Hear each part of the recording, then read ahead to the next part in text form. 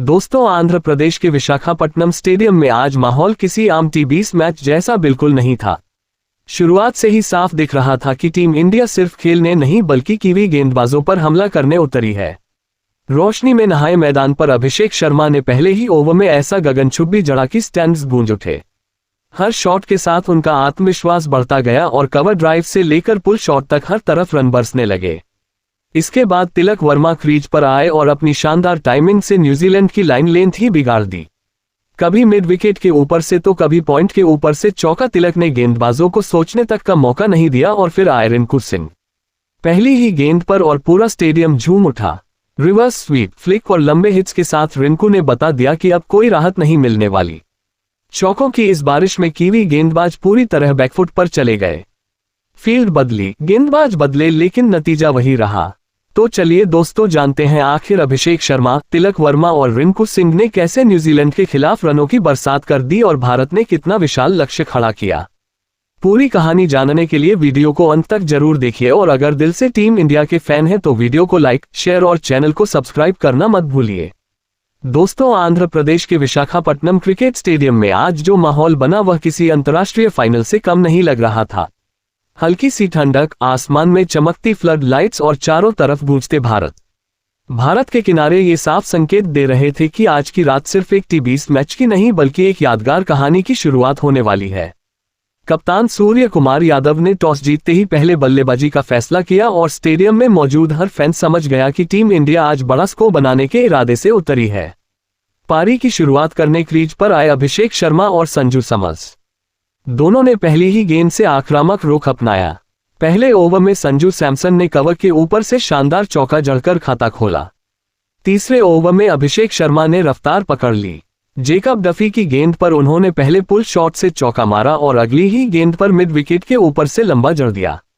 Stadium में शोर ऐसा उठा मानो कोई विकेट गिरा हो, लेकिन यह विकेट नहीं, भारत की मंशा का ऐलान था। तीसरे ओवर के बाद रन रेट 10 के पार जा चुका था। चौथे और पांचवें ओवर में संजू सैमसन ने भी हाथ खोल दिए। उन्होंने मैट हेनरी की गेंद पर एक शानदार स्ट्रेट ड्राइव खेला जो सीधा बाउंड्री के पार गया।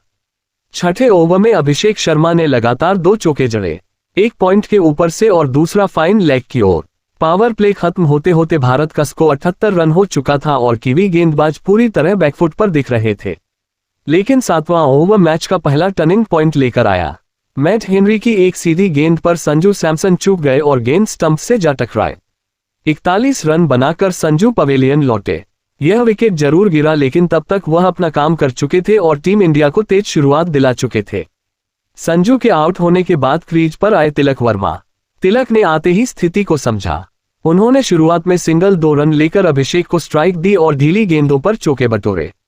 9वें ओवर में अभिषेक शर्मा ने जेकब डफी की गेंद पर कवर के ऊपर से चौका जड़ते हुए सिर्फ 24 गेंदों में अपना अर्धशतक पूरा कर लिया। यह अर्धशतक सिर्फ तेज नहीं था बल्कि आत्मविश्वास से भरा हुआ था। 11वां ओवर भी दर्शकों के लिए खास रहा।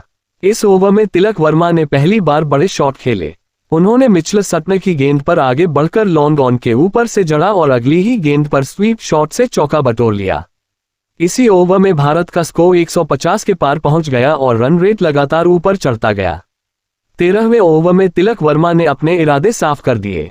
उन्होंने सिर्फ 21 गेंदों में अपना अर्धशतक पूरा किया। इस दौरान उनके शॉट्स में गजब की टाइमिंग दिखी।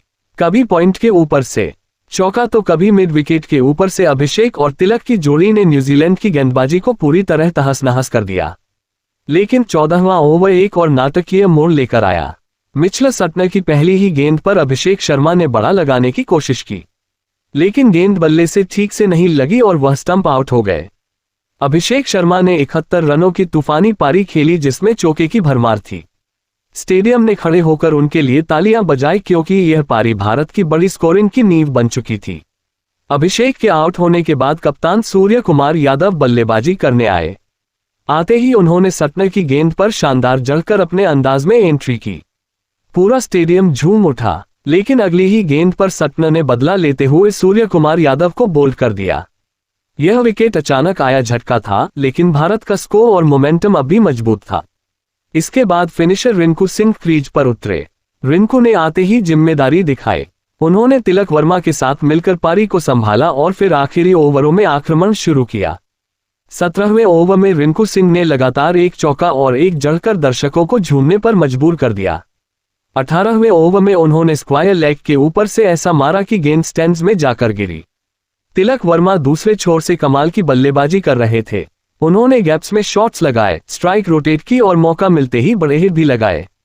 आखिरी ओवरों में दोनों ने मिलकर रन रेट को और ऊपर पहुंचा दिया। 20 ओवर पूरे होते होते स्कोर बोर्ड पर लिखा था भारत 271 रन सिर्फ 3 विकेट के नुकसान पर। तिलक वर्मा 81 रन बनाकर नाबाद रहे। एक बेहद परिपक्व और क्लास से भरी पारी। वहीं रिंकू सिंह ने 51 रनों की विस्फोटक पारी खेलकर फिनिशर की भूमिका बखूबी निभाई।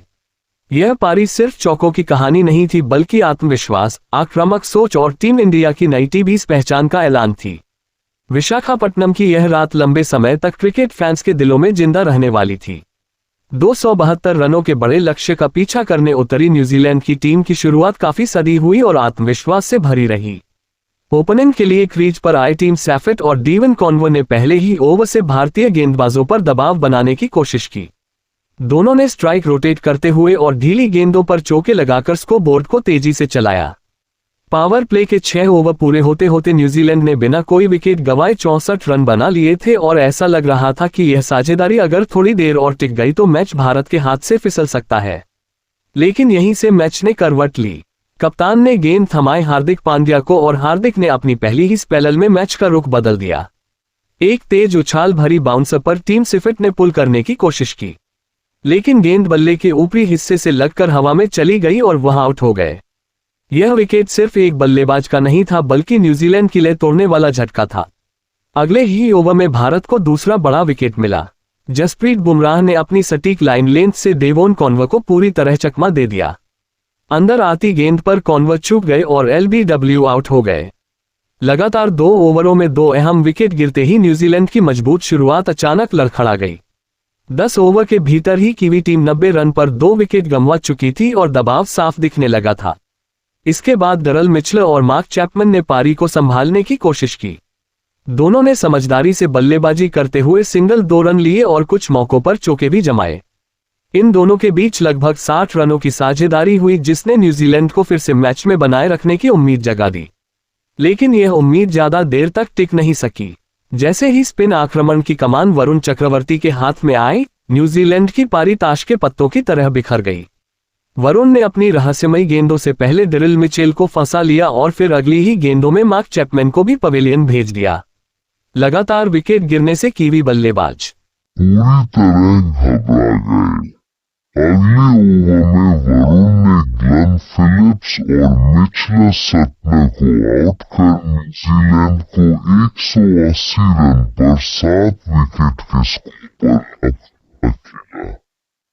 यहाँ से जीत न्यूजीलैंड के लिए लगभग नामुमकिन हो चुकी थी। रही सही कसर जसप्रीत बुमराह ने पूरी कर दी। अपने अगले ओवर में बुमराह ने कहर बरपाते हुए 3 विकेट झटके और न्यूजीलैंड की पूरी टीम 199 रनों पर सिमट गई। भारत ने यह मुकाबला 199 रनों पर जीत लिया। 73 रनों के बड़े अंतर से जीत लिया।